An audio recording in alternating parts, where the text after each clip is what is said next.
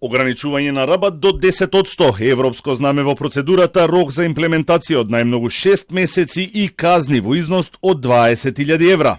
Ова се клучните ставки во новиот закон за спречување на нефер практики во синџирот на снабдување со земјоделски прехранбени производи, кој е во финална фаза од подготовката.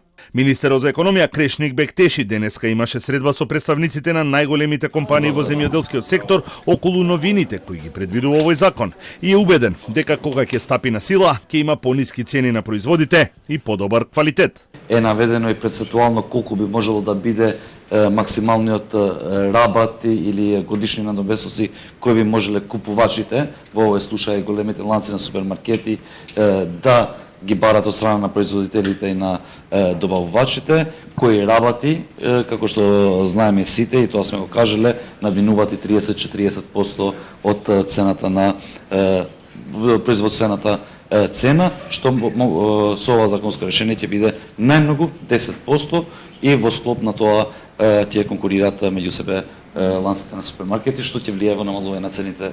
Представниците на компаниите пак ќе го искористат рокот до крајот на овој месец да достават евентуални забелешки на законот. Сметаат дека рокот од 6 месеци за имплементација е доволен. Значи, забелешките треба да произлезат во наредниот период, наредните 20 дена. Треба да сумираме, затоа што тука има представници од поголемите компании, има представници од ланците на маркети, нели, секој има свое гледиште.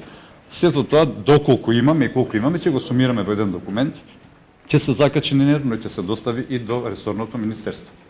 Имаме време да ги разгледаме, да ги појасниме работите, можеби ние погрешно ги толкуваме, можеби има простор каде што ќе може да се интервенира.